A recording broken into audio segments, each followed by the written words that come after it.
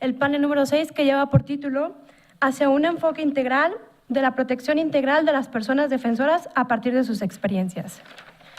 En el panel del día de hoy contamos con Alberto Solís Castro, que es director de Serapaz México, también de María Cristina Figueroa, Comité Cívico por la Dignidad de La Guajira, con Víctor Arias, secretario de la Asociación de La Masiega, y Orfe Castillo de Just Associates. Antes de comenzar, simplemente quería recordarles a nuestros ponentes que disponen de 15 minutos para realizar su presentación. En este mismo orden daremos inicio y le cedo la palabra a Alberto. Adelante. Bueno, voy a intentar no ser tan repetitivo, aunque algunos de los planteamientos ya a estas alturas del seminario pues han ido siendo planteados por otras y otros compañeros. La idea es tratar de platicar un poco en torno a la seguridad, pero en clave comunitaria. Y pues no puedo dejar de referirme, pues primero que nada, a la problemática que implica la visión de seguridad desde la comunidad. Sobre todo cuando la partimos de analizarla desde el punto de vista de defensoras y defensores de derechos humanos, porque estamos hablando de sujetos en realidad colectivos, con posturas disímiles en la mayoría de los casos, es decir, que no son homogéneas al interior de las comunidades, y casi siempre cuando decimos que acompañamos, trabajamos con una comunidad, en realidad digo que se puede oponer un megaproyecto extractivo de infraestructura. Casi siempre en realidad nos referimos a una parte de la comunidad. Muchas veces una minoría, porque también son procesos en los cuales las comunidades tienen que enfrentar procesos de cooptación, de división provocados en gran parte por la relación con el Estado. Y entonces esto normalmente termina generando una doble dimensión del conflicto, es decir, una dimensión del conflicto a nivel vertical con el Estado, pero también a nivel horizontal con otros integrantes o con otras secciones de las propias comunidades. Siendo además este otro conflicto, el horizontal, muchas veces en el cual se manifiestan las condiciones de mayor violencia. Y esto mismo se vuelven factores de riesgo para las y los activistas que participan al interior de un movimiento social. La mayoría de las metodologías, como se planteó en la mañana, pues están pensadas originalmente, y los análisis de riesgo en términos de defensores y defensoras estaban referidas hacia colectivos, normalmente urbanos, institucionales, es decir, por no decir ONGs prácticamente, ¿no?, que enfrentaban contextos de represión y hostigamiento por parte del Estado, y las medidas referidas para su protección también estaban orientadas o están en gran parte orientadas a esto. Por lo tanto, hay una enorme dificultad de implementación de medidas físicas, sobre todo, y de protección de algunos y algunas integrantes que además, siendo parte de una comunidad que enfrentan condiciones de lucha, donde ya también se señalaba, pues hay poco acceso muchas veces a vías de comunicación, mecanismos de aislamiento en el cual se encuentran y marginación en el cual viven muchas de las comunidades, pues esto también los pone en situaciones de mayor riesgo. En la experiencia mexicana que hemos tenido con el mecanismo de protección, se tuvo que crear literalmente una matriz de análisis de riesgo diferente para los actores comunitarios, cuyas medidas son sobre todo políticas, es decir, llamadas autoridades, mesas de diálogo, reconocimientos públicos, etcétera, etcétera, porque su seguridad está directamente relacionada con la causa del conflicto que están enfrentando. Y por otro lado, porque las comunidades difícilmente van a aceptar que el Estado llene su territorio de fuerzas policíacas, ¿no? O sea, difícilmente van a decir, si estamos en riesgo, mándenos a la policía o al ejército. Esto es algo que normalmente se va a relacionar más con algo que genera miedo o intimidación. Exactamente. Entonces, pues normalmente se tiene que acudir a otro tipo de medidas. Y porque además, hay que decirlo, normalmente la presencia de la policía en las comunidades está para proteger a las empresas y los megaproyectos o a las autoridades, casi nunca a las comunidades. Entonces, sin embargo, en las luchas comunitarias, también hay que decir, hay actores dentro de los liderazgos que viven un mayor riesgo. O sea, el riesgo tampoco es parejo entre toda la comunidad. Hay liderazgos, hay actores que tienen una participación más fuerte o que tienen, por ciertas circunstancias, un nivel de vulnerabilidad mayor.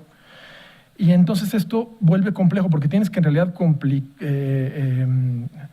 mezclar este tipo de posibilidades de medidas de protección, tanto las medidas políticas como a veces medidas sí físicas para algunos de ellos. En muchas de sus casas además viven condiciones de dificultad hasta de por dónde le entras para meterle medidas físicas, ¿no? Cuando estamos hablando pues, de campo, de casas con un montón de entradas y que pues, se ve muy raro que vayan, por ejemplo, de pronto la casa de uno o una compañera, ¿no? Entonces, pues todo esto implica diferentes problemáticas o dificultades para atención de este tipo de temas desde la mirada estrictamente del análisis de riesgo y la seguridad de defensoras y defensores, ¿no? De entre los conflictos comunitarios, digamos, que viven de defensores que viven condiciones de riesgo, pues por supuesto que resaltan, como ha sido el tema central en todo el seminario, esos conflictos que se refieren a los temas de defensa de la tierra y el territorio frente a megaproyectos que amenazan con despojarlos de sus bienes naturales comunes o de sus recursos naturales, dependiendo de quién sea el que lo plantee, ¿no? Los conflictos que suelen ser de mayor riesgo, suelen ser entonces de un altísimo riesgo porque además hay un montón de intereses sobre esos megaproyectos. Y hay que decirlo, se enfrentan las comunidades normalmente a un entremezclado de actores. Gobiernos locales y nacionales, empresas, directamente a las empresas que llegan a veces a reprimirlos con guardias blancas, es decir, con fuerzas de seguridad de la propia empresa y que bajan los costos políticos de la acción del Estado, metiendo de pronto una policía que actúa directamente a manos de la empresa y más fuerte en algunos casos como de la región, pues directamente con el crimen organizado, que puede estar coludido con uno o con ambos. O sea, puede estar actuando en relación con la empresa o con la empresa y el propio Estado. Entonces, esto pone en una mira de muchísimo riesgo a las propias comunidades. También es característico que el marco normativo de protección de las personas defensoras les queda muy lejano a los defensores comunitarios. De entrada, porque no se reconocen muchas veces como defensores de derechos humanos o defensoras de derechos humanos. Son comunidades, se reconocen primero como comunidades, la identidad indígena, la identidad local, la identidad hasta de movimiento social es más fuerte que la identidad de defensor o de defensora. Y además están luchando directamente por los intereses comunes. Entonces, esto pues también, este tipo de herramientas también les quedan lejanas. Es difícil muchas veces que se piensen de esa manera, ¿no? Por ello, pienso que es clave para pensar la seguridad comunitaria referirnos justamente a las dinámicas de la seguridad que han tenido ancestralmente las comunidades para defenderse y cuidar su territorio. Me parece que ese es el punto de entrada central de la reflexión, es entender qué es lo que las comunidades han hecho históricamente para defenderse desde hace cientos de años y que han partido de sus propias dinámicas de organización colectiva y que de alguna manera les han permitido seguir funcionando, organizándose y mantenerse cohesionados. Y en realidad muchos de estos mecanismos son los que son más efectivos en sus propias condiciones.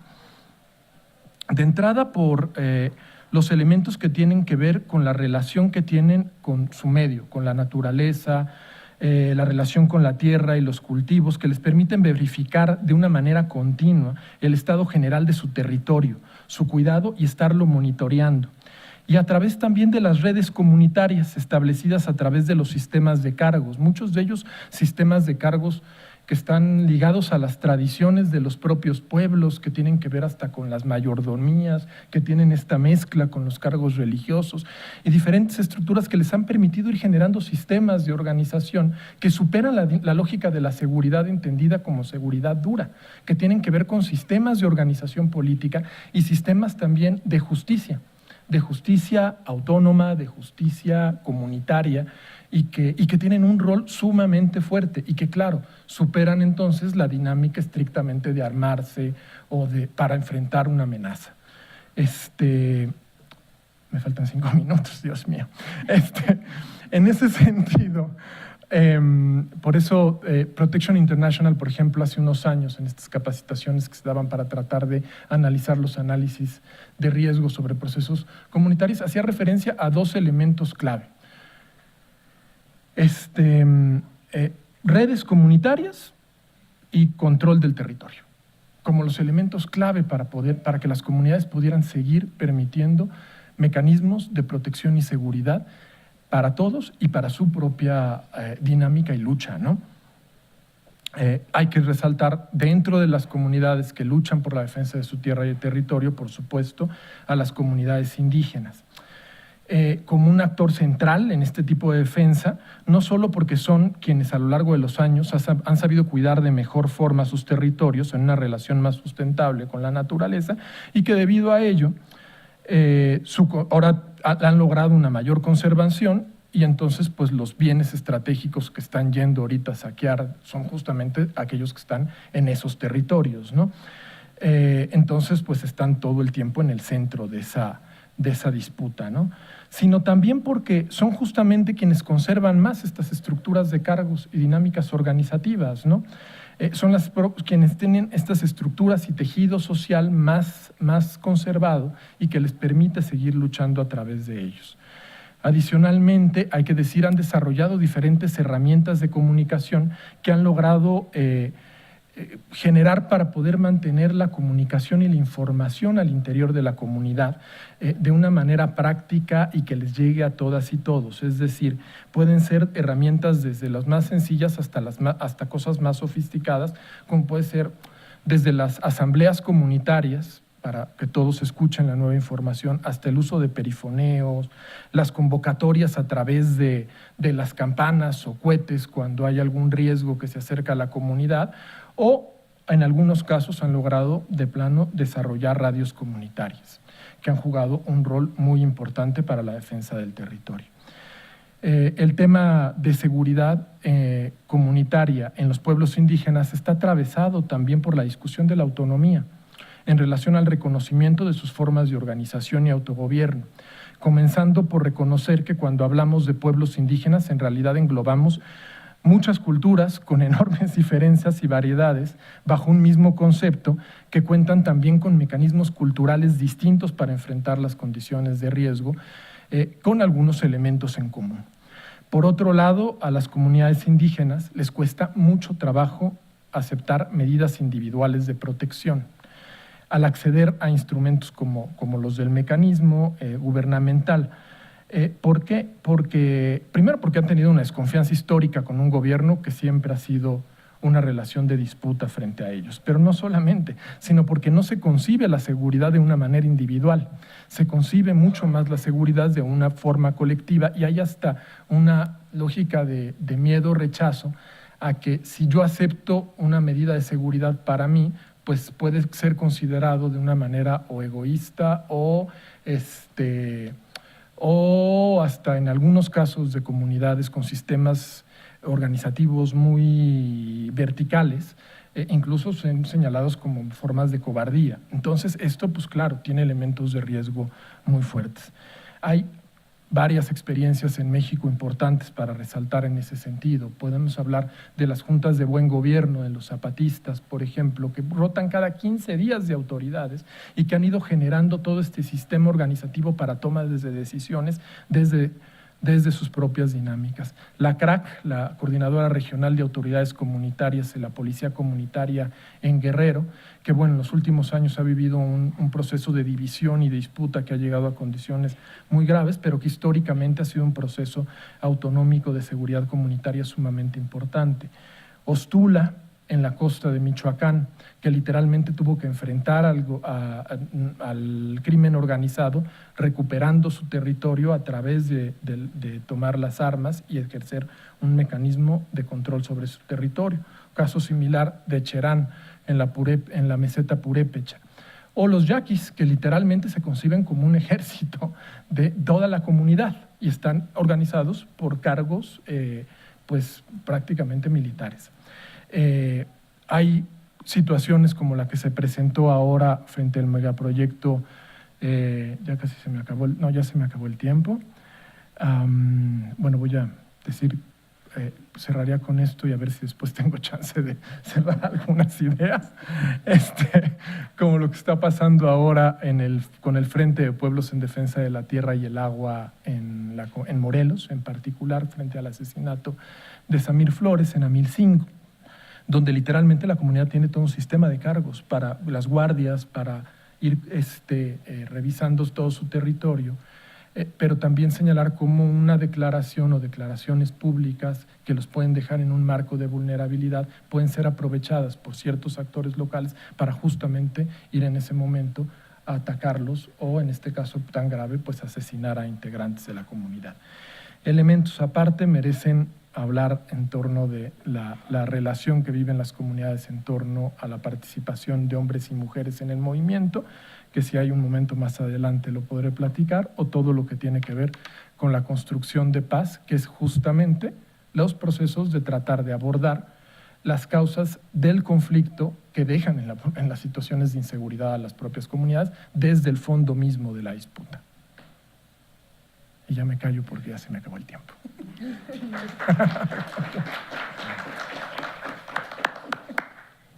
Muchas gracias, Alberto. Sabemos que 15 minutos no es suficiente tiempo para compartir todas estas experiencias. Y bueno, gracias por compartir todos estos mecanismos y para lograr o garantizar la seguridad comunitaria. A continuación damos el turno de la palabra a María Cristina Figueroa, quien hablará sobre aprender de las culturas indígenas. Adelante. Buenas tardes a todos. Inicialmente agradecer al grupo organizador de este evento que ha tenido a bien extendernos la invitación. María Cristina Figueroa estuvo en el Comité Cívico de Dignidad por La Guajira en el año 2012, que es un comité que se formó en defensa al río Ranchería. Hizo una campaña muy fuerte en La Guajira, en toda La Guajira Sur, Media Guajira y Alta Guajira, básicamente sur y media, por donde recorre el río Ranchería. No fue fácil esta lucha, pues la extractiva minera Carbones del Cerrejón de Colombia, más conocida como Cerrejón, tiene un poder muy fuerte dentro del país, máxime en nuestros territorios. Nuestra defensa siempre ha sido el resguardo provincial del cual pertenezco y en el cual convivo con mi familia. Viene en una lucha muy solo, diría yo, son muy pocas las entidades pues, que nos acompañan, en la cual agradecemos profundamente al colectivo de abogados José Alvear Restrepo, quien ha sido pues, la entidad que nos ha brindado mucho apoyo, y la UNIT, que es mi organización principal, la Organización Nacional Indígena de Colombia, que tuvo a bien llevar al Parlamento Europeo a nuestro resguardo para conocer la problemática directa de la contaminación ambiental y las afectaciones que produce en la comunidad. Asimismo, con el colectivo José Alvear Restrepo hemos venido trabajando en defensa a los derechos, a la calidad del agua del río, a la calidad de la salud, más que todo que ha venido siendo, pues, han habido unas fuertes afectaciones en la salud, más que todo en los niños. El año pasado tuvimos 8 niños muertos por temas de contaminación o infecciones de vías respiratorias. Esto trae consigo, pues, una lucha muy profunda, muy fuerte, donde las entidades, incluso miembros de la misma comunidad, se vuelven como los mismos enemigos, por decirlo así, y más cuando somos las mujeres quienes lideramos ese proceso. Entonces es muy difícil hablar del proceso cuando la comunidad vive una división creada por la misma empresa, porque la misma empresa crea la división, hace unas especulaciones de mejorar la calidad de vida en la comunidad y que inconscientemente los líderes creen ver una ventanilla de solución, es decir, vamos a darle trabajo a los miembros de la comunidad, y erróneamente se comete el error de aceptar unas prebendas sin mirar las profundidades de las situaciones. Eso trae consigo una serie de situaciones donde la misma empresa señala y dice, usted no puede hablar porque si usted habla, entonces Cerrejón no puede darle más ayuda directamente. Consigo, pues, el pueblo guayú ha venido en una resistencia milenaria que ha sido muy, yo diría que bastante estigmatizada. Vivimos en un gobierno que hoy día está, pues, el modelo económico del extractivismo y ese modelo más al estilo paramilitarismo que señala a las comunidades indígenas, como se ve hoy en las mingas indígenas que están actualmente en el país, donde el gobierno solo nos señala de guerrilleros porque hacemos unas manifestaciones exigiendo unos derechos propios que tenemos las comunidades indígenas. Créame que no es fácil para nosotros llevar esta carga. Mostrar el rostro, las víctimas que están detrás de uno, no es fácil. Máxime cuando hay muertos. Disculpen.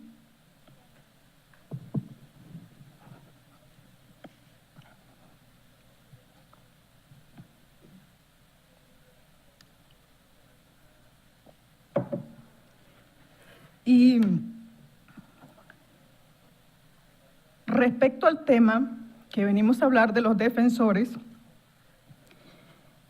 es un tema que, pues, el gobierno en sí maneja unos mecanismos de protección, entre comillas, porque son entidades que, como lo decían anteriormente en el día de ayer, el compañero también lo manifestaba, son mecanismos que realmente no generan la seguridad en la persona que está siendo amenazada, más cuando la persona hace parte de un núcleo cultural arraigado sobre usos y costumbres.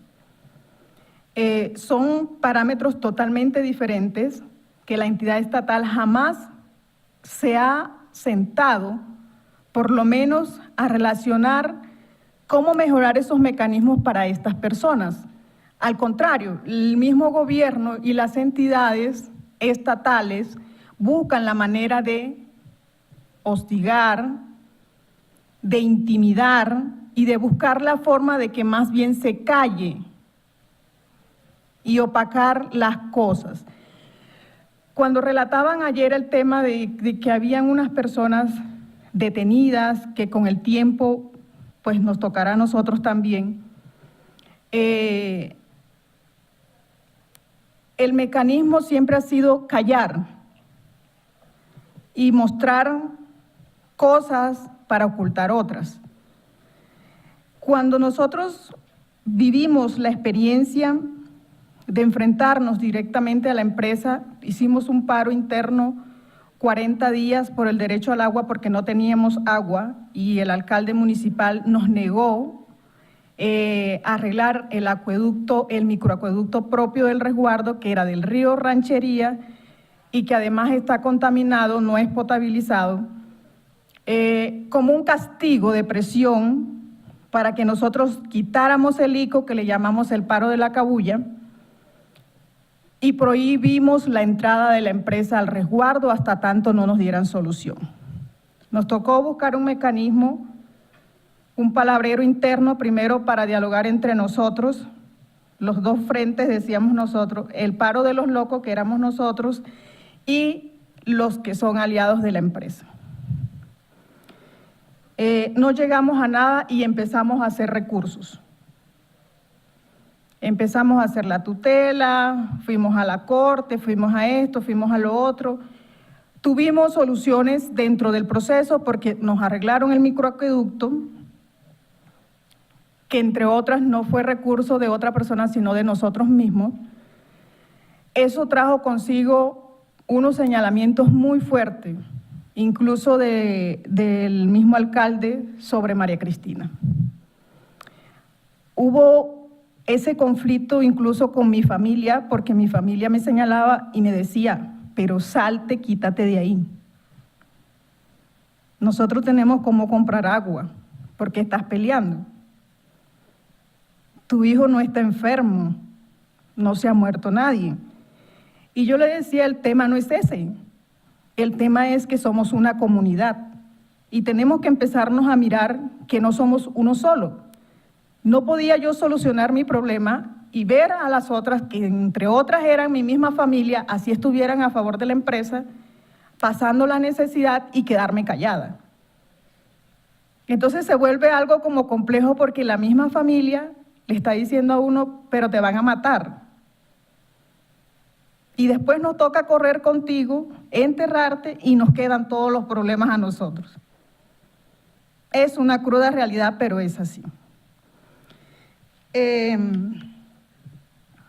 Independientemente a todo el proceso, con todo esto, el colectivo José Alvear Restrepo, empezamos una alianza, gracias a Dios la UNIT pues supo apoyarnos en el momento y pedimos la protección a la unidad nacional.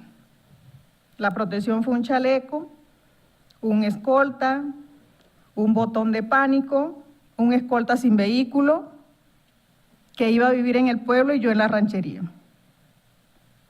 Y así está, no ha pasado de ahí. La experiencia en el proceso y en el camino y en el andar nos lleva a dos reflexiones. Y una es dejar de pensar en el individualismo. En algún momento, María Cristina dijo, mucha gente habla de provincial, y los miembros de provincial ni se dan cuenta quién está hablando. Y por eso, de pronto, en el andar con Dora Lucy, dijimos, hay que poner a los mismos provincialeros a hablar. Cuando llegaron las amenazas, las estimaciones contra María Cristina, porque era la que salía a hablar, buscamos una estrategia. ¿Cuál fue la estrategia? Que no hablara una sola persona, sino dividirnos y empezar a hablar todos los que estábamos en la causa. Y así fue como se minimizó un poco la problemática, porque decían, no, si no es ella sola, hay varios. Y empezamos a mover en otras comunidades y empezaron también a hablar de provincial y de la problemática, a visibilizar la situación. Entonces eso mejoró un poco. Y en este momento María Cristina está como callando o bajándole un poco a ese tema de hablar tanto por las redes, por las emisoras, pero no quiere decir que estoy callada. Cuando tengo que hablar lo hablo, pero estrictamente cuando debo hacerlo. Antes cogía la emisora todos los días, ahora no. Y la otra reflexión es, antes de que se me olvide, Froilan Defender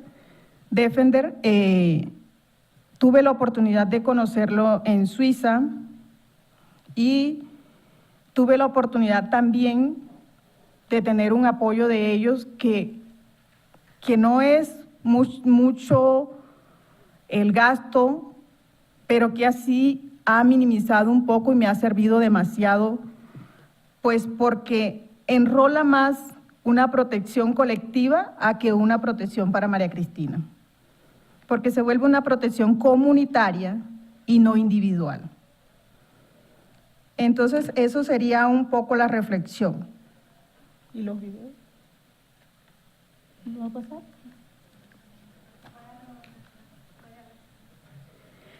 Yo quería como que me regalaran otro espaciecito, si es posible, porque quería leer la declaración del caucus indígena que sacamos en Suiza para el Foro de Empresas y Derechos Humanos.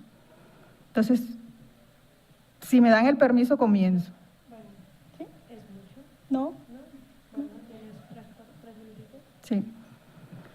Entonces, el Foro de las Naciones Unidas sobre Amenazas y Derechos Humanos, 26 al 28 de noviembre del 2018, el caucus indígena reunido en la ciudad de Ginebra, 25 al 28 de noviembre, en el marco del Foro de las Naciones Unidas sobre Empresas y Derechos Humanos con representación en diversos pueblos indígenas del mundo, pudimos constatar que se mantiene el incumplimiento por parte de los estados con los principios básicos del derecho internacional como la autodeterminación, el respeto al ejercicio del gobierno propio, el cumplimiento del derecho fundamental de la consulta y el consentimiento libre, previo e informado, el respeto a los territorios ancestrales en que vivimos las comunidades, el derecho de nuestras propias formas de derecho económico, social y cultural a proteger nuestras luchas reivindicativas por mejores condiciones de vida digna.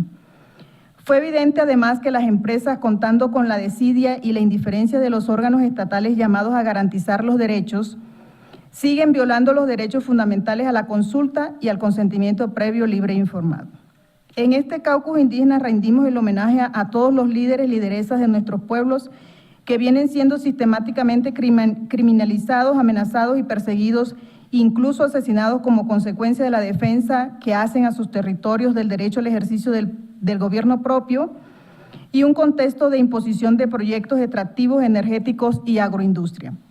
Por esto y muchos motivos, el caucus indígena ha acordado las siguientes exigencias. A los estados cumplan las obligaciones de reconocer el estatus de los pueblos indígenas de todo el mundo que viven en sus territorios y que garanticen y apliquen el marco normativo internacional, incluyendo los derechos reconocidos en el Convenio 169 de la OIT.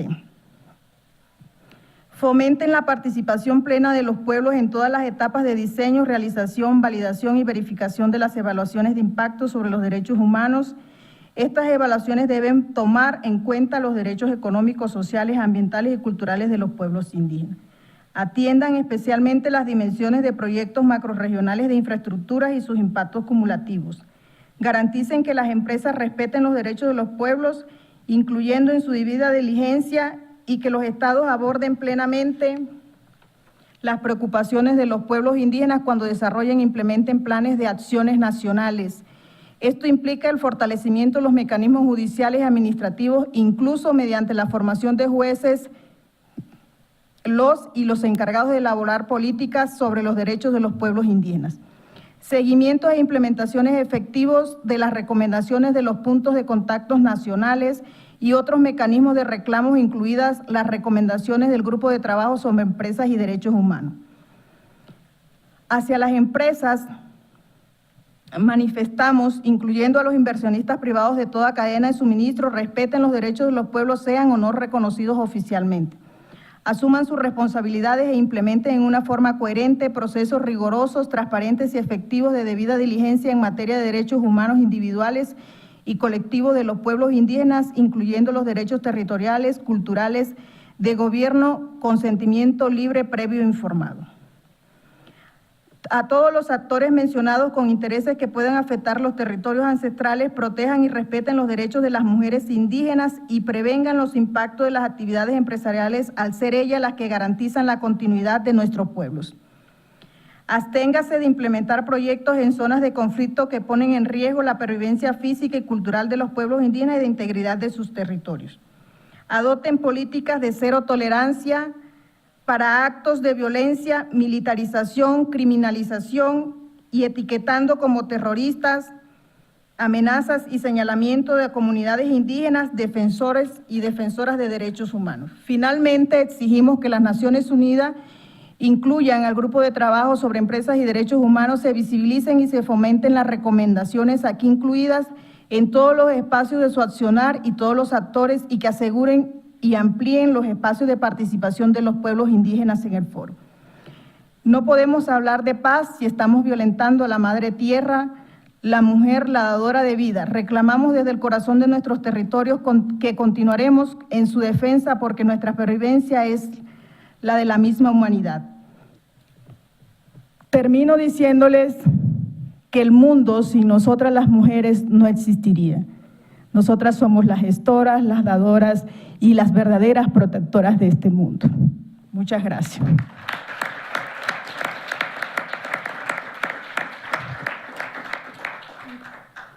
Gracias, Cristina, por tan emotiva presentación y gracias por compartir con nosotros tu experiencia. A continuación, le cedo la palabra a Víctor Arias, quien es de La Masiega y nos hablará sobre el autocuidado para defensores de derechos humanos, estrategia política y estrategia vital. Adelante.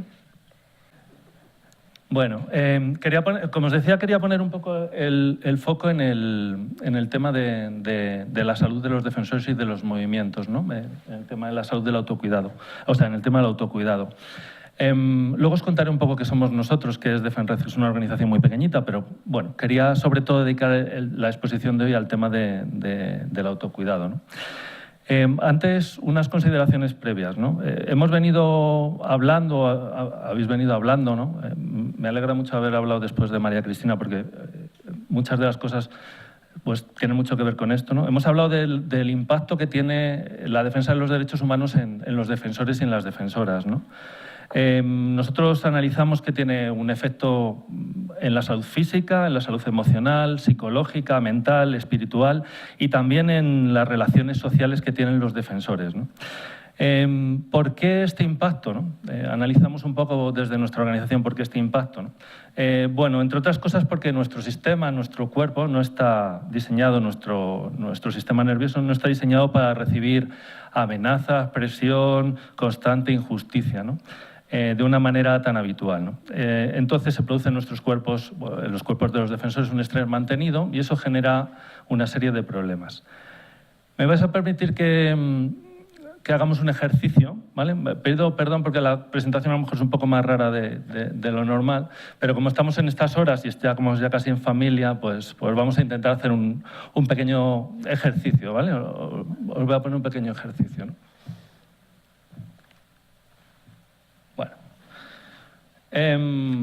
Quería que por un momento intentarais visualizaros como...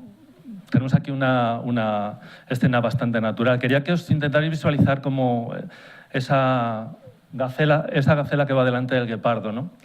Es una cosa muy natural en la naturaleza, ¿no? Quería, incluso si os ayuda a cerrar los ojos, por la hora no sé si es muy adecuado, pero bueno, a lo mejor es interesante que por un momento, ¿no? Podamos cerrar 10 segundos los ojos, ¿no? Imaginaros que sois esa gacela, ¿no? Que habéis salido esta mañana al campo, que estáis pastando tranquilamente, ¿no? Y entonces llega el guepardo por detrás, ¿no? Bueno, pues la actitud normal, la de huida, es algo corriendo, ¿no? Si habéis cerrado los ojos, pues podéis ver, pero resulta que llega todavía el guepardo más deprisa, ¿no? Y entonces vosotros estáis ahí y corréis más todavía, pero es que os coge. Y entonces, ¿qué hacéis? Pues toda la energía del cuerpo pues tira para adelante, ¿no? Podéis también luchar, pero bueno, de momento, siendo gacela, lo normal es que echéis a correr lo más posible, ¿no? Bueno, esto durará un ratito, pero cuanto más corráis, mejor, ¿no? Vais a quedar extenuados si os salváis. Si no, pues, bueno, pues no os quedaréis en el estómago del león, ¿no? O del guepardo.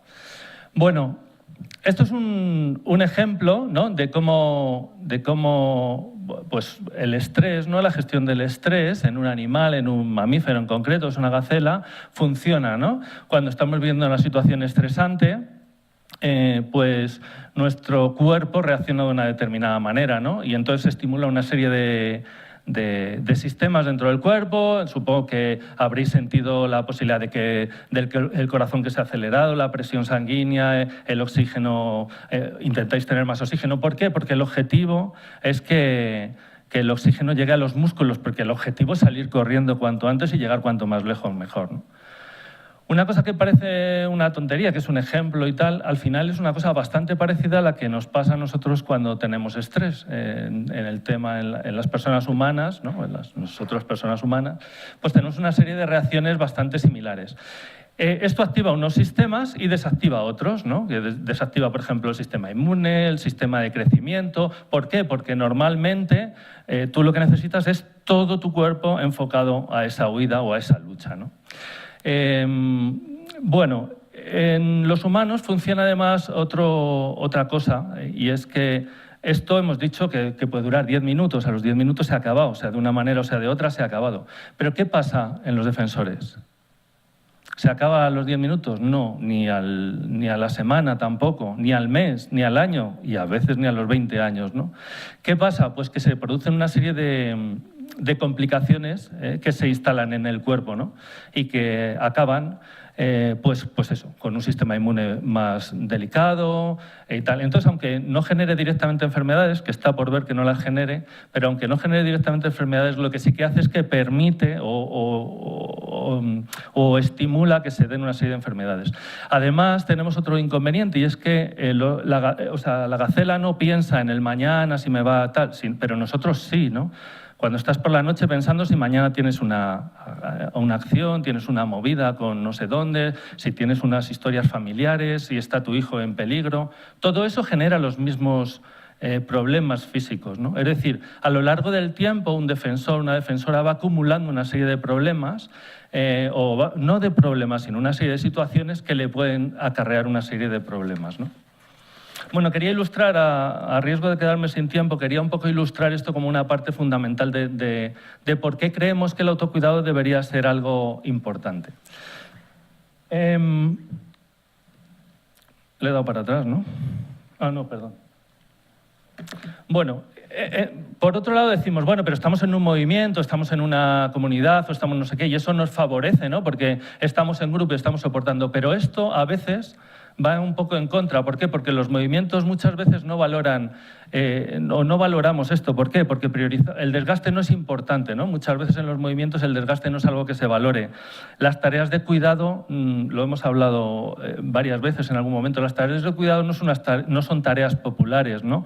¿Qué se prima? La productividad. Al final, como en la sociedad en la que estamos, ¿no? Tenemos poco dinero, tenemos mucho que hacer, lo que hay que hacer es dedicar cuanto más tiempo mejor para intentar llegar a cuanto más sitios mejor, ¿no? Y va un poco en contra de nosotros, pero seguimos haciéndolo, ¿no? No hay tiempo y espacio nunca para cuidar ni de mí mismo ni del grupo donde estamos, ¿no? Bueno, aquí vemos una situación un poco parecida, pero ya es diferente, ¿no? Porque vemos ahí a las cebras que están en grupo. Entonces, eso es un poco lo que intentamos defender, ¿no? Que el grupo sea parte de esa defensa, ¿no? Y que sea parte de verdad, ¿no? Entonces, pensamos que en los movimientos el autocuidado ha de ser una estrategia política. Es decir, no es algo, pensamos que no es algo que deba depender de que el defensor tenga buena voluntad para hacerlo o de que tenga tiempo, sino que como propio movimiento deberíamos de pelear porque la gente que pertenece a nuestras organizaciones, por la gente que le conformamos las organizaciones, tenga ese trabajo de autocuidado resuelto y porque nosotros como organización podamos tener ese trabajo de autocuidado. Pensamos que es político pues porque es una apuesta individual y colectiva, porque lo personal es político, que esta mañana lo decía Leire en su intervención también, porque es una postura ética, porque no debemos de estar defendiendo muchas veces derechos cuando no los defendemos entre nosotros y entre nuestra propia organización, ¿no?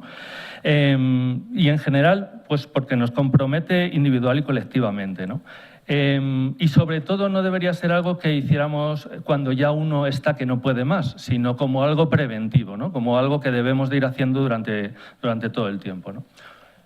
Bueno, como si no se me va a acabar el tiempo, no voy a hablar de la seguridad holística, que ya esta mañana han hablado algo, ¿no? Dentro de esto,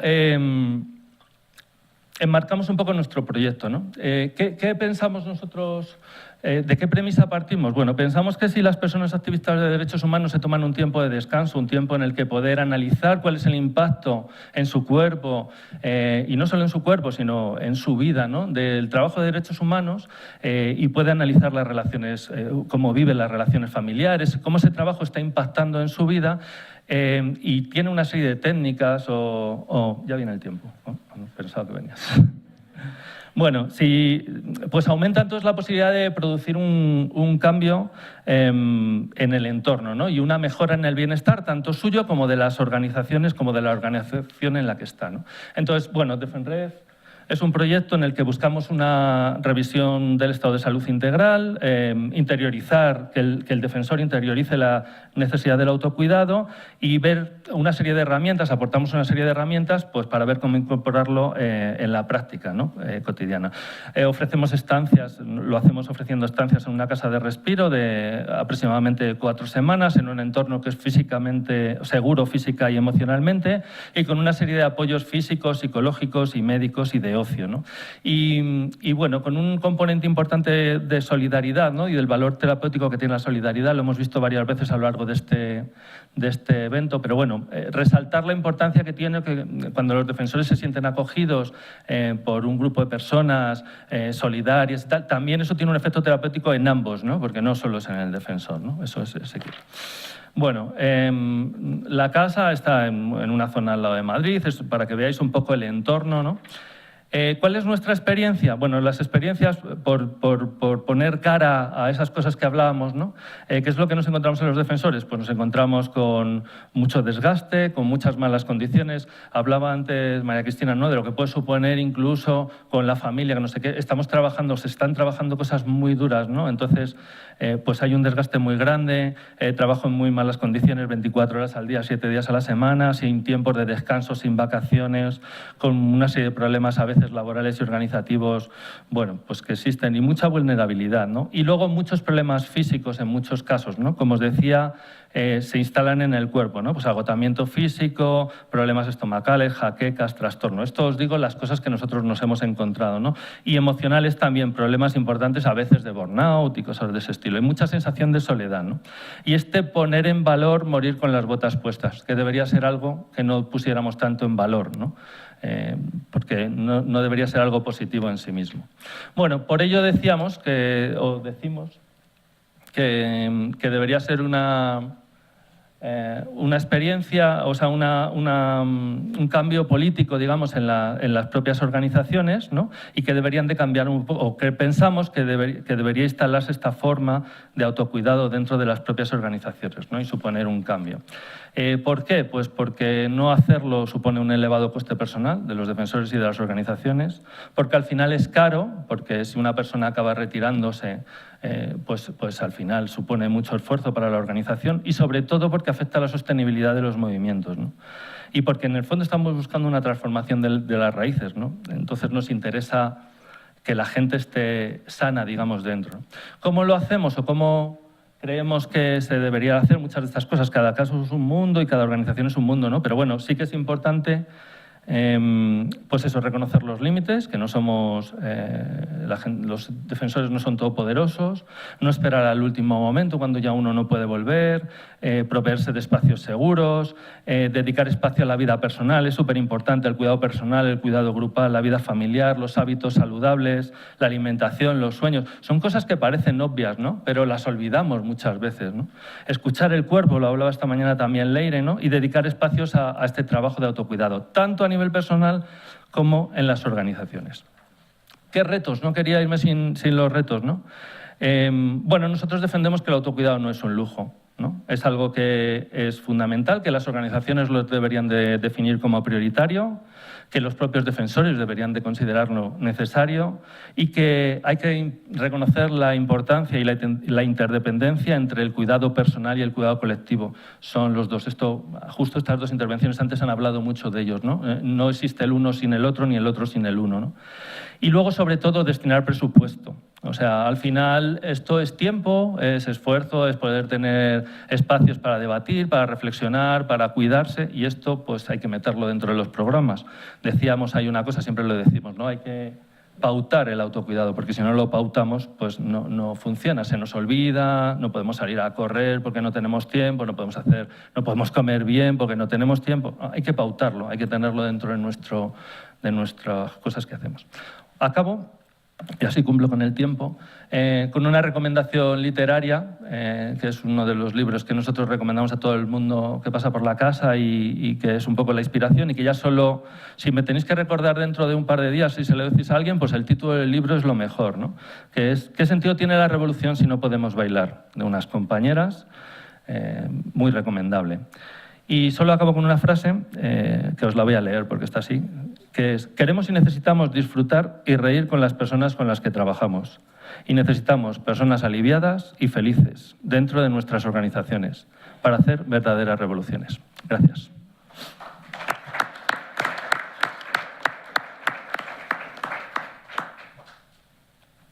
Muchas gracias, Víctor, por tan ilustrativa y por ponernos en la piel de los defensores por 5 minutos. Por último, tenemos a Orfe Castillo de Just Associates, a quien le damos la palabra. Adelante. Hay una parte de estos eventos que no se puede transmitir fácilmente, que yo quiero intentar hacer, lo que es todo lo que se mueve en comunidad, en red, en intercambio entre quienes estamos aquí. Entonces yo solo quiero, no lo voy a detallar porque me acabó el tiempo, pero quiero reconocer el trabajo de todas y todos los que estamos aquí. Tú también eres defensora, querida. Porque todas y todos estamos haciendo un esfuerzo porque esto que hemos relatado durante 2 días, que ha sido bastante fuerte, cambie. Entonces yo, Jazz, la iniciativa mesoamericana, monto la Red de México, con Serapaz, con Defenred, con Frontline, con un montón que están aquí, tenemos interacciones permanentes, hacemos ejercicios permanentes, nos escuchamos y nos reflexionamos juntos y juntas, y este es un espacio que yo quiero valorar mucho porque a veces hay que parar, ¿no? Pensar en silencio, estar un rato escuchándonos, ¿no? Porque aunque trabajamos juntos y juntas no siempre tenemos estos tiempos, entonces es muy, muy de agradecer que se hagan estos esfuerzos para poder encontrarnos a pensar juntos, a escucharnos. Como es muy poquito tiempo, yo quiero hacer un aporte muy específico de la experiencia de Jazz, construida de la mano de muchos de ustedes y muchas otras que no están aquí hoy. Después de pensar que el reto de dolor, de muerte de nuestros territorios provocados por un modelo económico, y creo que eso no debemos olvidarlo, y muchos lo han mencionado a lo largo del evento, hay detrás una base de modelo económico que ha ido transitando cada vez de peor manera y expresado en las políticas extractivas a privilegiar el rendimiento económico sobre la vida, no solo de los territorios que afecta y despoja, sino de toda la vida humana. Y estamos en un momento crítico de la sostenibilidad del mundo. Creo que está bastante claro, bastante documentado. Hay organizaciones que tienen muchos años, décadas hablando de esto. Y hoy me parece, y a lo mejor es una buena noticia, que estamos atendiendo, viendo y también construyendo una narrativa diferente, que es necesario cambiar. Hay que parar, hay que ver cómo hacemos para que esta forma de vivir sea diferente y hacernos cargo, como decían las compañeras del Estado español ayer y hoy, de que nuestras maneras de vivir y nuestras maneras de consumir también tienen una relación directa con estos procesos. Nosotras somos una organización feminista. Entonces, como feministas, lo que hemos hecho es pensarnos desde esta posición política, que es una posición política crítica del poder. Básicamente, el feminismo es una de las más profundas críticas que se han hecho en la historia de la humanidad a la idea de inclusión e igualdad. Y pues la idea es que han hecho de la noción de igualdad un elemento fundamental de la construcción de la vida social y de la democracia a la que aspiramos. Amartya Sen, que es un economista muy importante, feminista, también esposo de una feminista, dice que el mundo en el que vivimos, agobiado por el sufrimiento, como bien hemos visto, se caracteriza por una distribución profundamente desigual del peso de las adversidades entre los hombres y las mujeres. Y esto es así. Las defensoras, como bien decía María Cristina, y qué bueno que está en esta mesa, son protagonistas innegables del cambio social y de la defensa de los derechos humanos y están en la primera línea de la protección con sus cuerpos de la tierra, el territorio y los bienes naturales. Como decía Berta Cáceres, las mujeres acudimos al llamado de la tierra. Y hay una reflexión que no voy a profundizar mucho, pero que quiero dejar sentada, que ha hecho el feminismo desde hace mucho tiempo y que las comunidades, las mujeres de las comunidades indígenas tienen bastante claro. Hay una asimilación y una negación de lo femenino a lo natural. Por eso ambos se pueden utilizar. Hay una negación del valor de la vida reproductiva y de cuidado y de lo que nos dan las mujeres en estas sociedades que soportan estas economías extractivas también, y un uso y abuso de los bienes de la naturaleza de la misma manera. Por eso el concepto de cuerpo-territorio es tan importante y es un concepto que ha venido construyéndose mucho desde la voz de las mujeres indígenas, sobre todo en Guatemala, ¿no? El concepto del cuidado de la vida en el centro, el buen vivir, todas estas maneras de pensar de una manera diferente el desarrollo y las relaciones entre nosotros, pues vienen mucho de ahí.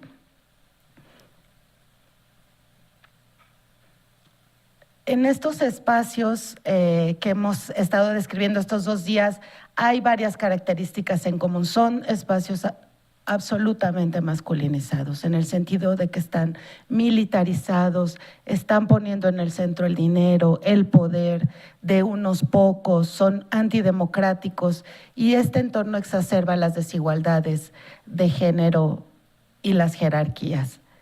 Para nosotras, trabajar el fortalecimiento de los liderazgos de las mujeres en los movimientos sociales es fundamental, porque tenemos la idea de que solo, como se ha venido diciendo también mucho acá, desde las comunidades, los territorios, lo local, los movimientos sociales, es que vamos a poder ponerle un freno a lo que está pasando y que ya se está poniendo. A veces parece que no está sucediendo y está sucediendo mucho, y en muchos territorios se han parado muchos procesos de despojo, muchos no, y están costando sin duda la vida de las defensoras y los defensores. Nosotras tratamos de construir herramientas de educación popular feminista. Para nosotras, Paulo Freire es un maestro muy importante de la transformación social y sabemos que las pedagogías colectivas y el reconocimiento, y yo creo que este es un concepto clave en el trabajo con defensoras y defensores, el reconocimiento de los saberes, como decía Tote claramente también en su intervención, son fundamentales. No es alguien que llega a resolver, a decir cómo, es construir conjuntamente y compartir los aprendizajes que se dan desde todas las voces en todos los lugares, conocidos y desconocidos.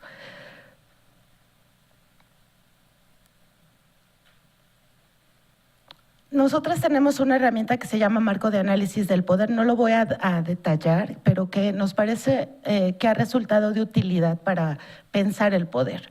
Dividimos el poder en visible, invisible y oculto. El poder visible son las instituciones, las leyes, todo el marco legal, digamos.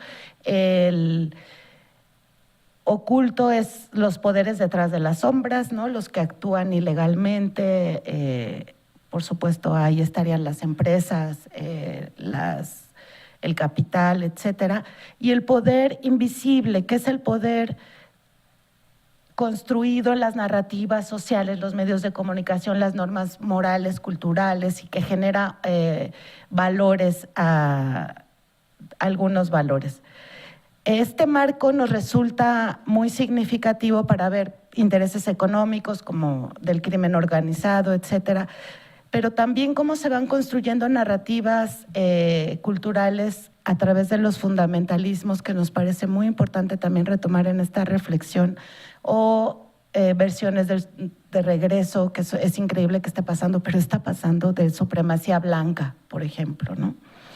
En este poder del análisis invisible hemos podido también visibilizar formas de poder que se dan no solo en la relación con los estados, que hemos detallado bastante, y con el crimen organizado, por ejemplo, sino también al interior de nuestras propias vidas personales, en la relación con nuestras parejas, en la relación con nuestras familias, nuestras comunidades, nuestras organizaciones y movimientos. El año pasado, una defensora colombiana viajó a España en un programa de protección, huyendo de la violencia de su país por la defensa que hacía de la tierra y el territorio. Huyó con su esposo, estando en España decidió separarse, le dijo que se iba a separar de él y fue asesinada por él. Esta es una de las más terribles muestras de cómo, si no ponemos atención al ámbito íntimo que coloca el feminismo, a lo personal, a lo emocional, a las relaciones de pareja, va a ser muy difícil que podamos proteger. Berta Cáceres lo decía y muchísimas defensoras lo dicen. Es más fácil mantener la energía y la rabia para poder enfrentar al Estado, a la empresa minera, la transnacional, la policía, el ejército incluso, que encontrar cómo resolver el dolor que nos genera la violencia al interior de nuestra familia y muchas veces al interior de nuestras parejas. Como tengo 5 minutos, tenemos que hacernos cargo de este tema. En México hay una explosión de denuncias a un montón de sectores de profesionales, no sé cómo llamarlos. Hay un Me Too de escritores, de actores y de activistas. Y aunque nosotras hemos hablado durante muchos años ya de cómo las agresiones al interior de los movimientos sociales son agresiones a las defensoras que afectan nuestras luchas, el avance de los movimientos, la lucha por la democracia y la justicia, pues no es un tema que se ha instalado como tal en las organizaciones. Hoy está puesto, simplemente hay muchísimas denuncias y tendremos que hacernos cargo todas y todos de procesar esto y de hablar de qué tipo de organizaciones queremos ser, no solo hacia afuera y en los discursos, sino de manera interna. No voy a hablar de autocuidado, Víctor lo ha hecho, hemos hecho algunos ejercicios de reflexión juntos también muy interesantes, somos muy cercanos y compartimos mucho la manera en que han conceptualizado también de la mano de este libro fundamental, como bien decía Víctor, de que queremos construir el cambio y no morir en el intento. No queremos que nadie muera en esta lucha por la transformación, sino todo lo contrario, esperamos tener luchas festivas y bailar en el camino y encontrarnos y reírnos juntas, como las garífunas que hacen una fiesta de tambores cada que tienen que ir a la resistencia maravillosamente. Para cerrar, diría que la articulación feminista entre las nociones de igualdad y libertad, de la distribución y el reconocimiento como un principio del desarrollo, de la autonomía como un concepto fundamental que coloca a las mujeres, a los pueblos indígenas y a todas las personas excluidas de la jerarquía dominante, de ser persona. Dice, se me olvida una española filósofa, ahorita me voy a acordar, que la democracia es el único sistema en donde es indispensable ser persona. Y eso, no depender del otro para decidir a dónde ir, a quién ver, qué hacer, ya se me apagó, muy importante. Estamos muy preocupadas, lo decía el representante de la Unión Europea en la mañana, porque los valores más elementales de la democracia y los conceptos más banales y superficiales están en cuestión. Estamos asistiendo a formas no solo antidemocráticas, sino fascistas, que van de la mano, y lo hemos dicho hace mucho tiempo, los fundamentalismos religiosos, todo este cúmulo de activismo o contra derechos que se expresan en las campañas por la familia natural, en contra de lo que se llama teoría de género, están destruyendo la institucionalidad democrática de género, que es bastante fuerte en nuestra región o estaba siendo. Por ejemplo, ya hay países que han prohibido toda mención al género en sus textos escolares, en sus procesos institucionales. Ya hay la prohibición de educación sexual integral. Y esto que se había considerado mucho como un tema de las mujeres, ¿no?, y del feminismo, creo que hoy está quedando cada vez más claro que tiene una relación muy directa con la construcción de la democracia. Simplemente me parece importante cerrar diciendo que necesitamos respaldar, valorar, impulsar y generar condiciones para que las defensoras puedan seguir haciendo su trabajo en condiciones de seguridad. Y ahí el encuentro entre nosotras es fundamental. Los espacios entre mujeres no pueden ser sustituidos. Yo quiero hacer un agradecimiento público al relator Forst por el empeño que ha puesto para que siempre se pueda reunir en espacios exclusivos para mujeres. Esta es una necesidad, pero esperamos una respuesta también del resto de los movimientos y los varones para ver qué hacemos con estas formas de violencia que también están adentro. Gracias.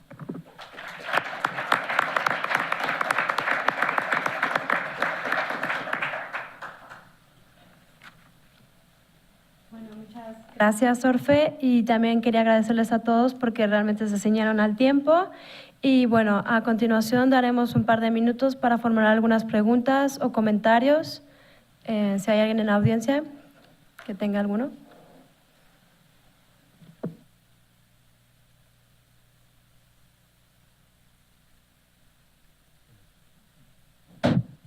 Buenas tardes. Antoni Pigrao, de CEDAT. Una pregunta para Alberto para echarle un cable y permitirle hablar de una cosa de la que no he podido hablar. Construcción de paz. Has dicho que es uno de los temas que te ha quedado fuera. No sé si es un tema planteado en el contexto justamente de estas comunidades divididas. Ese sería el tema.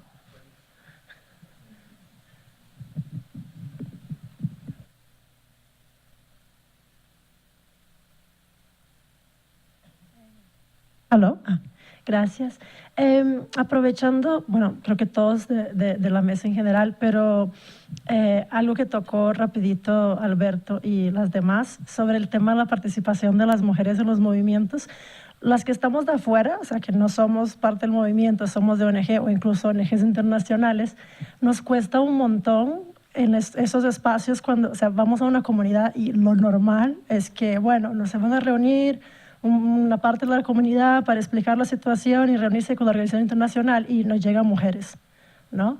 Y no sé si un poco la experiencia de cómo lidiar con eso, cómo han logrado lidiar con eso y también las resistencias que hay cuando llegamos a nosotras, así como con Michelle y con otros espacios, siempre nos obligamos, es casi una obligación decir, mira, solo podemos ir si tenemos una reunión específica en que haya una cierta cantidad de...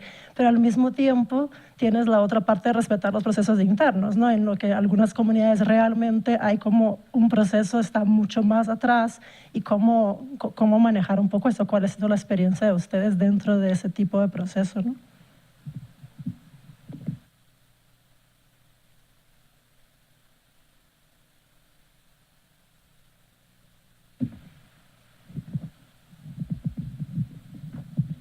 Hola. Bueno, agradecerles a todos y, por esto. Y bueno, es para Alberto, también te quería echar un cable. Me llama mucho la atención que tratas como de verlo como desde las epistemologías distintas que tienen las comunidades y en sí el Estado, y que es precisamente esta primera violencia, ¿no?, que es como se les tiene que dar reconocimiento de un derecho y pues ya esa violencia está explícita, pero ¿cómo mencionabas como desde el fondo mismo de la disputa, cómo crear esta ¿cómo decías de la paz? Se me perdió, pero bueno, cómo desde estas epistemologías distintas y desde esta violencia implícita que se tiene desde el principio de la creación del Estado y de cómo tenemos que pedirles derechos o reconocimiento o estas formas, cómo poder hacer este proceso menos violento, ¿no?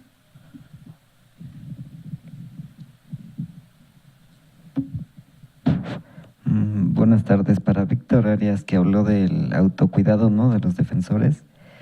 ¿Reciben algún apoyo económico o cada quien, aparte de todo ese malestar pues físico, mental y familiar, cada quien sale como puede?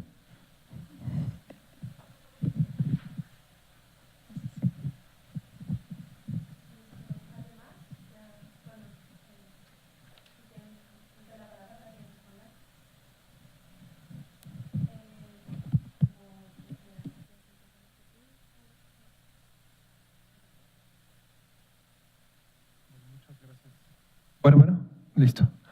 Bueno, muchas gracias por los cables para...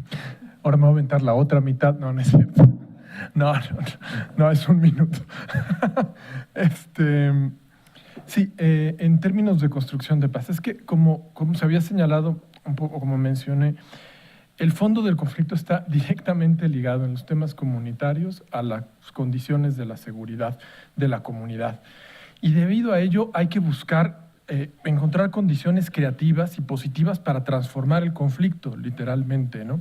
Entonces eso pasa por un montón de herramientas a las cuales las comunidades tienen que acudir tanto en su dinámica intercomunitaria para generar acuerdos colectivos como en relación a la interlocución con el Estado. Entonces, en estos casos, la mediación, en general todas las herramientas de transformación positiva de conflictos suelen ser muy importantes porque efectivamente, desactivado el fondo, estamos verdaderamente alcanzando mejores condiciones para alcanzar una seguridad más real, pues, ¿no? Y el otro planteamiento es el de reconstrucción del tejido social como una herramienta. O sea, en realidad, las mayores disputas y violencia, como mencionaba, se generan normalmente al interior de las comunidades. La mayoría de los ataques letales vienen de otros integrantes de la comunidad. Muchas veces son pagadas personas para asesinar a sus propios amigos o familiares al interior de la comunidad. Y esto lo hemos visto en un montón, o sea, hasta gente cercana, parientes, que generan esta situación de violencia, ¿no? Y bueno, lo siguiente sería decir que el afrontamiento de las consecuencias comunitarias del conflicto y la violencia ejercida por el Estado, las empresas, el crimen organizado, desde un enfoque psicosocial, resulta también fundamental para generar mejores condiciones de afrontamiento de la lucha, el mantenimiento de la cohesión comunitaria y la recuperación de ese tejido social que les permita mantener una seguridad desde el sentido más integral del concepto, que vislumbre una perspectiva de transformación social real y profunda. Entonces, para mí, yo creo que ese es como, hay que voltear a ver hacia allá, porque si separamos los fondos de las condiciones, de lo que está generando la disputa y la situación estructural de la lucha, pues no estamos realmente yéndonos por las ramas. Un minuto nada más para comentar lo de género, que me parecía también muy importante y que aunque Orfe ya abundó muchísimo, sí decir que quienes más participan en la lucha son siempre mujeres, siempre. O sea, en las comunidades la mayoría de las personas que participan son compañeras, pero están muchas veces excluidas de los espacios de toma de decisión y esto representa una vulnerabilidad brutal para las comunidades, porque el cuerpo de las mujeres se vuelve un mecanismo de control por parte de los agresores. Y esto lo hemos vivido como en el caso de Atenco, en México, donde literalmente para mermar moralmente a la comunidad se va directamente a atacar a las mujeres a través de la violación, la vejación. Y esto es durísimo porque siempre están excluidas del marco de la toma de decisiones y siempre están hechas a un lado dentro de la bola, digamos, ¿no? Entonces ahí sí también pasa por un cambio de condiciones para hacerse cargo de estas dinámicas, también desde el sentido de la seguridad, de una forma más integral. No sé si la pregunta de la epistemología y demás, yo la trato de recuperar un poco más desde esta parte de la construcción de paz. y cómo es la participación de las propias comunidades, desde la lógica de construcción de acuerdos internos, pero no sé si hace fundar, a lo mejor podemos platicar más al ratito. Andar un poquito más en el tema de las tomas de decisiones. Generalmente las organizaciones, las mujeres, construimos el camino, pero que en el momento de esas tomas de decisiones, nuestros hombres toman decisiones desconociendo que hay que fortalecer el núcleo familiar a través de la mujer. Nos desconocen totalmente en las tomas de decisiones. En el caso de La Guajira, que se habla mucho del matriarcado, pero que el matriarcado solo queda en la palabra, de cierta forma, porque somos matriarcal, porque nuestra línea clanil nace de la mujer y sigue en la descendencia a través de la mujer. Es más, la autoridad tradicional es el tío materno mayor, pero el tío materno mayor es quien toma las decisiones sobre nosotras, sobre todo el núcleo familiar, y muchas veces ni siquiera lo consultan. Y está haciendo hoy mismo un mecanismo hasta del mismo gobierno, porque el Ministerio del Interior se ha metido a las comunidades con las empresas, incluso a nombrar autoridades tradicionales que ni siquiera vienen de un clanil, pero lo registran para simular las supuestas concertaciones o las supuestas consultas. Eso fragmenta mucho la estructura y la verdadera constitución de una comunidad indígena. La fragmentación viene desde el mismo Estado y la empresa y el Estado están hablando el mismo idioma. Te ayudo, me colaboras. Te doy, pero a cambio recibo esto. No importa, pero que esas decisiones generalmente desde las mismas organizaciones no se sientan con las mujeres.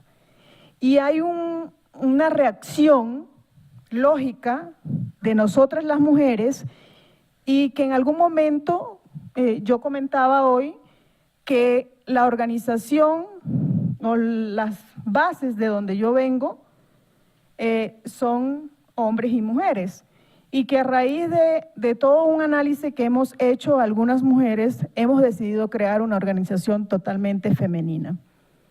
Entonces, estamos comenzando, estamos construyendo, y en una organización femenina que no nos podemos basar solamente, y sería una recomendación que podría ser, en hablar solamente de nuestros problemas, de nuestras quejas, sino buscar una solución conjunta de ver el mundo de otra forma.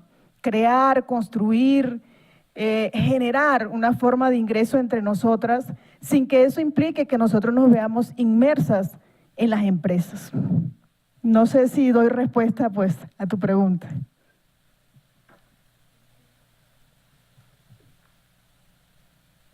Bueno. Hola. Sí. En respuesta al tema económico, bueno, no he contado que nosotros somos una organización muy pequeñita, ¿vale? Esto que os he contado aquí parece mucha cosa, pero nosotros somos una organización muy pequeñita, somos todos voluntarios además. Y nosotros nos autofinanciamos con un grupo de socios económicos, digamos, ¿no? Entonces, nosotros a los defensores que vienen a la casa, vienen aunque no tengan... O sea, quiere decir que nosotros costeamos el billete, o sea, vienen esto. Aparte de nosotros tenemos una capacidad muy pequeñita, normalmente atendemos solo 3 o 4 defensores al año y de uno en uno, o sea que no, defensores o familias a veces, ¿no?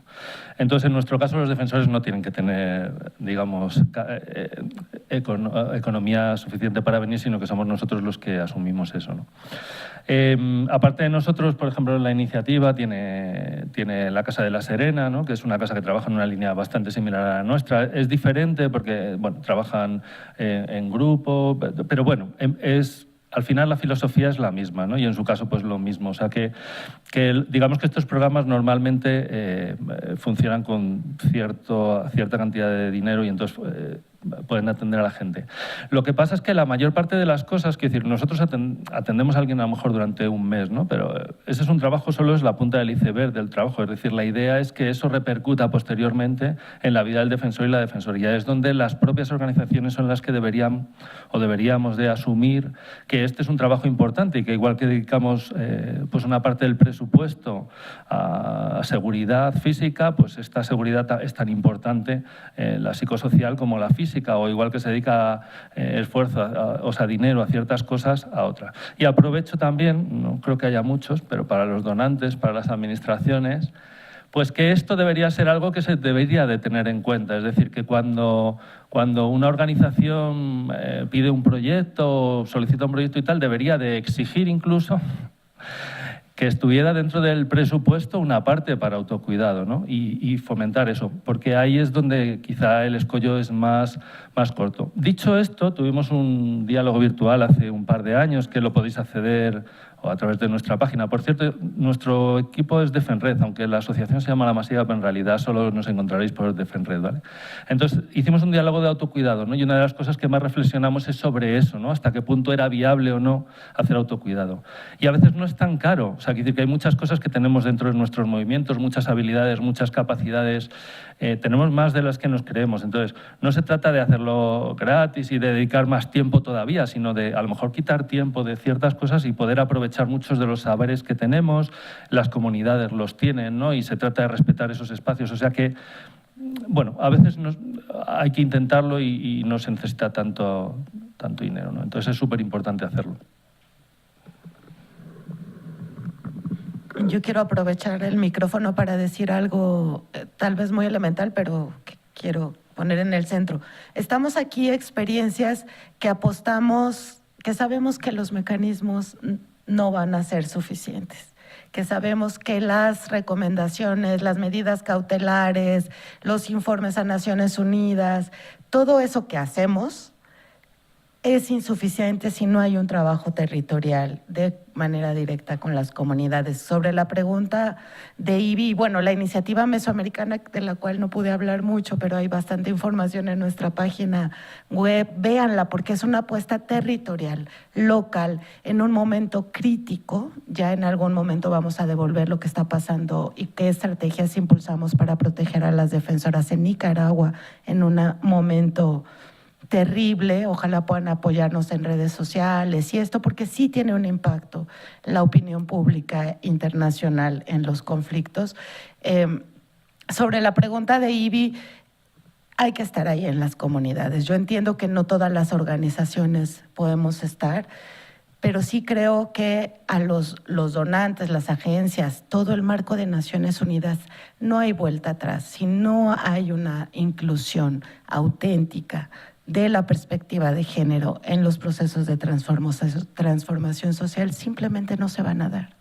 Entonces, sí creo que es exigible desde el lugar de organizaciones como Frontline pedir que haya una inclusión de compañeras. O sea, no puede ser que en una comunidad solo vengan compañeros varones. Y también el fomento y el diálogo, bueno, yo sé que ustedes lo hacen, ¿no?, con organizaciones que están trabajando y abriendo espacios para que las mujeres puedan tener sus propias reflexiones. Muchas gracias a todos y damos por concluido este panel número 6.